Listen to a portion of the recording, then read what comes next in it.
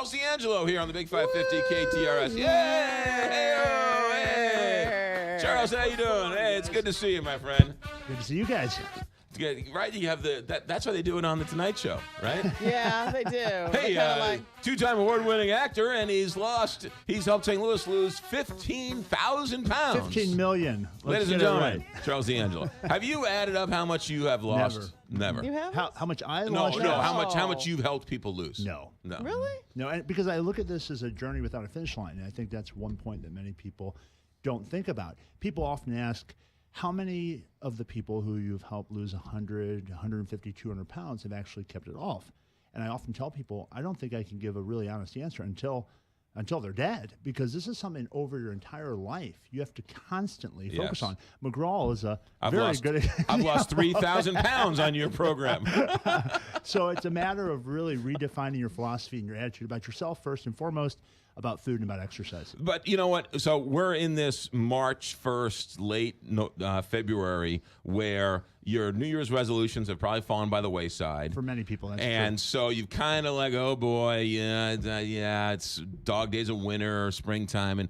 And so we got you on here to sort of give us a little inspiration to sort of re-energize us to sort of get back into some type of... Because we have to shed our winter clothes. We have to shed our winter weight. I think you got to look at why. When people come to see me, that's the first question I ask. So many people, you think when you ask someone, why are you struggling with your health? It would be because I'm addicted to chocolate, or it's because I like to drink alcohol. But what I find in now almost 2 decades of coaching people, that's not the answer. Surprisingly, I found the more I dug in with people, the more often the answer became, I don't feel I deserve this. I don't think that I have what it takes. I don't feel I'm worth it. And so when you really dig in and you look at those core issues, those central issues, you'll find that many people use weight as a barrier against other things in their life, against intimacy, against climbing the corporate ladder and really putting themselves out there. Because when you release yourself from feeling stuck by your own physicality, then you have to face some real difficult issues. If you take charge of your life, that ultimately means that you're responsible for its outcome. So it's much easier to keep something active in our lives that we could easily do away with rather than step into the power we have. It is amazing how insanely good you feel when that pair of pants you wore is a little bit looser. That's true, and often that's one of the surface level motivators. But when you think about how brief life is, and I lost both my parents not too long ago, and when you realize that you're not guaranteed tomorrow, when you time travel and you say, I'll get to doing this a week from now, or, hey, I'm not doing as well as I could do, but I'm doing better than I used to. When you really delude yourself that way, what that keeps you in is a constant state of uncertainty, because you're never really changing anything. You're telling yourself this story that's keeping you from breaking through and from making your life the way you deserve it. So one thing I tell people who struggle with the issue of committing to a resolution or committing to change is remind yourself of the brevity of life. For all of us, we have had people who've fallen ill, who we've lost, and those sometimes wake us up to how important the choices we're making every day are.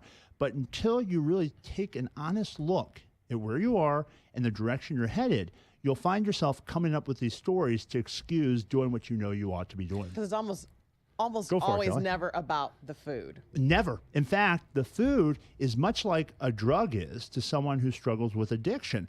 I find I have people that come to my office and weight loss for them is kind of a Trojan horse.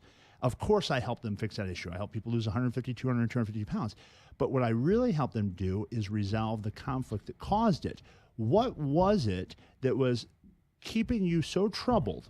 What were the thoughts that were going through your mind that you were trying to numb by using this substance of food? It's no different than when you have someone from ARCA here, another one of the sponsors on the show, who have people that are coming there that seem to have it all going for them. Maybe they're successful in their career, but they're hooked on heroin or they're hooked on another substance.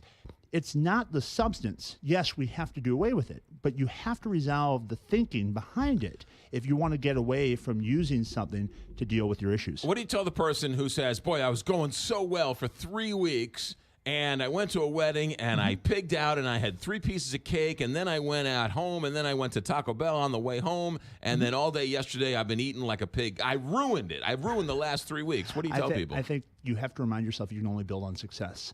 So if you beat yourself up, all that's doing is, again, reiterating this notion that, you see, I'm a screw-up. Right. I'm not worth it. I can't stay committed to anything. When the truth is, everyone makes mistakes. If you look at the best achievers, they have had the greatest setbacks.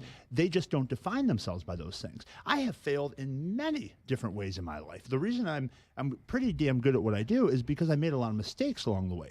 Experience is a great teacher, and the only way you gain experience is by making the wrong choices consistently enough, and you learn from those things. So I tell that person, look at what you're doing, ask yourself why it happened, embrace a new strategy, be flexible. The rigidity of black and white thinking of either I'm all on or I'm all off. Does that sound familiar? That's me.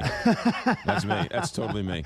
Guilty. That sets people up for failure because they make one small adjustment or one small change, and then they just berate themselves until they feel like it's not worth moving toward what they really deserve. That's really interesting. It really is interesting. It's all about the psychology. It really is.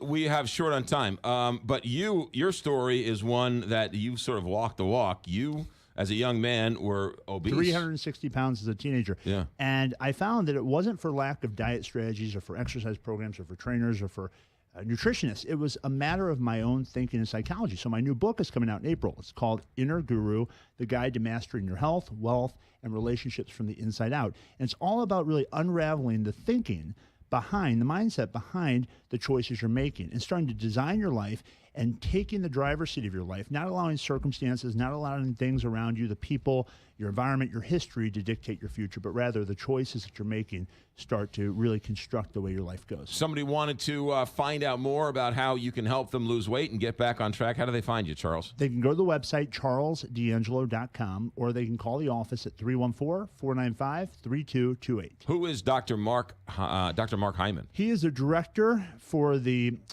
Cleveland Clinic Center of Functional Medicine, and he was kind enough just recently to provide an endorsement. I can't remember it off of the top of my head, but you might have it in your notes. He endorsed the new book, Inner Guru, and really what was really, really exciting was Larry King, the iconic broadcaster and host, wrote the foreword to my upcoming Larry book. King wrote the foreword to your book. Really? Yes. Yeah, so you guys will have to pick it up. It'll be in all the bookstores in April. I would have written the the forward, but I wasn't asked. See how that works. All right. He short-timed you, McGraw. He super short-timed me. Charles D'Angelo, the website and the phone number one more time? charlesdangelo.com, 314-495-3228. Charles D'Angelo. And by the way, the protein shake, the mix. How do you like that? You know what? It's good. It's good. I hear a little bit of ambivalence in your voice. No. Yeah. It's I'm doing almost 2 scoops. Fantastic. Yeah, almost 2 scoops. Now tell people, when you're following the Team Charles program, it's not all shakes. No. That's just something you do for breakfast. That's for breakfast, right? So that's just something quick and easy. Right, it's quick and easy. You're out the door, but if you miss the shake, then it You're kills more- you. You're more hungry. Because you're Yes. starving, right? But the Really shake need is a it. very good. You have to eat breakfast. It's a good, so it's good. It keeps How much me have over you to lost? lunch. Because you do look lighter than the last time I saw You know what? I've learned that it's not all about losing. It's not not about the about the numbers. number. It's not about the I numbers. love it. You're See? finally getting I'm this. trying. I'm trying, but I fail. See, because we all fail. It's just getting Yes, back on the we horse. do. Just be flexible, McGraw. Charles, good to have you, my friend. Good to see you guys. 849, Big 550, KTRS.